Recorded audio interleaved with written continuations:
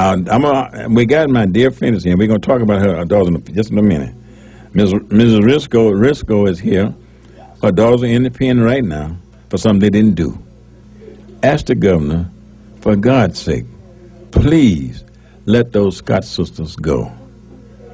Now, you know what? Now, Governor, you said, and I believe you said you're going to have to start releasing prisoners, those nonviolent prisoners who haven't committed no terrible crimes. But, Governor, please, now, if you're my friend, if you're a friend of Mississippi, this is a time to let them be the first go. I would ask the governor to please let these two sisters go. Now, they are in jail and incarcerated for 2 life sentences because they're supposed to rob 2 blacks. Now, you know, that's a joke. They're supposed to rob 2 blacks, men. How 2 women going to take money from black men? That was a joke right there. And then they took them and put them in jail. And they've been in there 15 years. 15 years in prison for taking $11. Now, that ain't the worst thing I ever heard of in my life. And that's why I've asked the mother of those 2 sisters, and I've been working behind the scene along with my good friend Rip Daniels and others, to let's see if we can get them released. This young lady, one of them, has lost her kidney. Both of them? I believe both of them lost both of her kidneys and shut down on them. She's in the infirmary, I believe, here, out there in the women's part of the prison here over there in Rankin County. And she's not able to do nothing, and she's dying.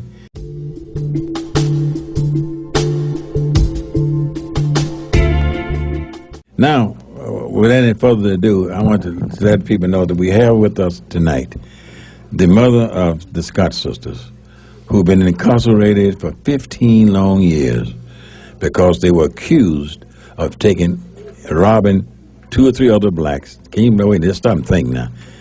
Just stop and think. 2 or 3 other black men of $11. And I want you to tell the people so they'll know what your daughters have gone, how they got arrested, how they got prosecuted, and what's happening the 15 years they've been there. When my daughters was accused of an armed robbery. Just take your time now. That supposed to netted $11.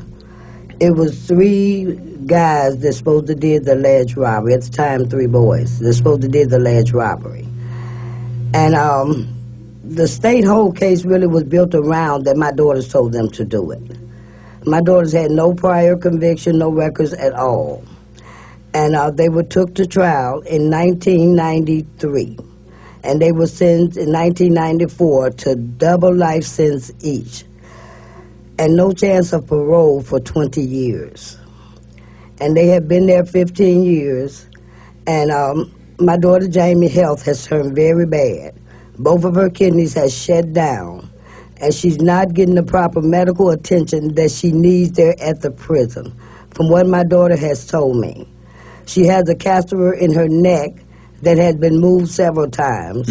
She's been told that she may need a kidney transplant. She may need a kidney transplant. They have not told her for sure yet that if she needs a kidney transplant or not. But Jamie is not doing good. She's dying in the Mississippi prison for alleged armed robbery, where one of the state witnesses testified that they got $9, $10, or $11. No one was killed. No one was hurt. No one even went to the hospital. No weapon was ever recovered. Even the alleged victim testified in open court that Jamie and Gladys never robbed them, never took anything from them, that the 3 boys were supposed to rob them and took money from them. And I've been trying to fight to free them for 15 years with very little success. Until now, I have so many supporters behind me. People have heard their story, and they really can't believe it. You know, they say, how does somebody get a double life sentence, and they never touched anyone? But this is what happened to my daughters in the state of Mississippi. Hello? Hey, this is Chuck Quill. Yeah, Chuck, man, thanks a lot. Charles, go ahead, Chuck. We have got some questions here. And the question, I believe, was, what can we do, Chuck, to help this young lady?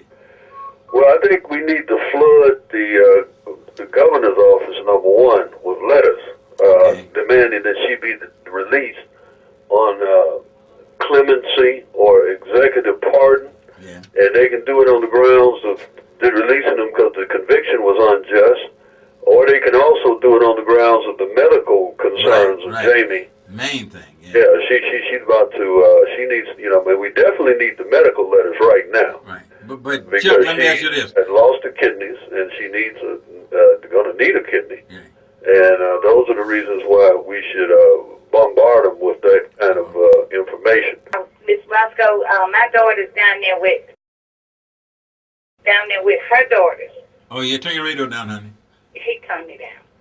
Okay, my daughter was also sentenced by Marcus Garden. They need to get rid of him because he gives the young black ladies too much time for nothing.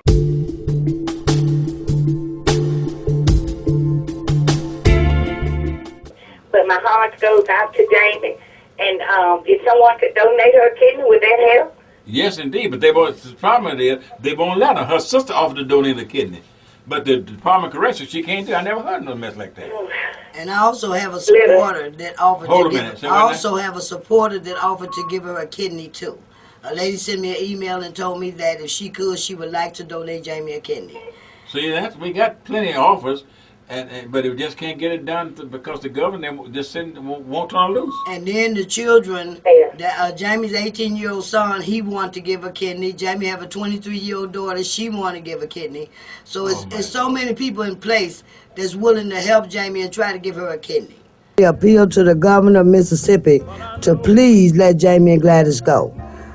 Jamie has 3 children and 2 grandchildren. Gladys has 2 children and 2 grandchildren. And the oldest grandchild is 7 years old. And I'm just appealing to the governor, please, to let Jamie and Gladys go. Let them live the rest of their life with their children. They don't deserve what happened to them in the first place, and I expect Mississippi to do the right thing to give them justice. Because if Mississippi don't give them justice, then they would die there. And if Mississippi allow my daughters to die in a prison cell, then that is cold-blooded murder to me. Because they know the situation and they know the case and they're aware of it. And to let those girls just die there, to me, that is murder. That is murder. Because you got to give people justice. It got to be justice. Justice got to come in some form. And until Jamie and Gladys receive justice, they're going to remain in that prison. So I thank Mr. Edwards and everybody, all my supporters that's, all around the country that's trying to help us. I thank all of you so much. And I ask you to please just keep on. Do not give up. Don't slow down. Just keep on until the governor take mercy on Jamie and Gladys and let them out of that prison cell to be with their children and grandchildren. Thank you, darling. We have our prayers and our support. And Charles, I'm going to be working with her starting tomorrow. All right. I'm going to hold you to that. Okay. But I still want her to come to the caucus, and I'll be working with her. She's in Florida.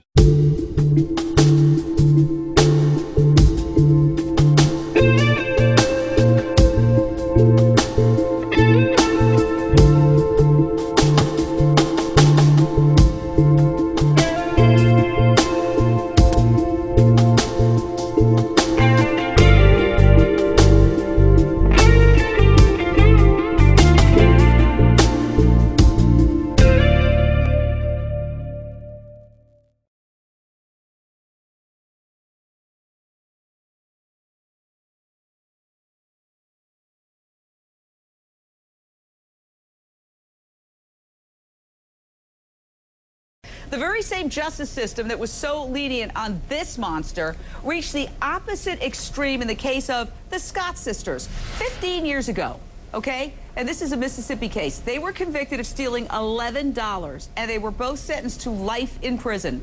3 young males involved in the robbery took a plea bargain, and they got just 10 months. Again, we are talking $11. No criminal history, nobody was hurt, and the Scott sisters are locked up for life. For their entire lives, and this guy is convicted of pummeling and molesting a 13-year-old girl and basically shattering her life, and he gets 5 years. Oh, explain that, Mark Eigler.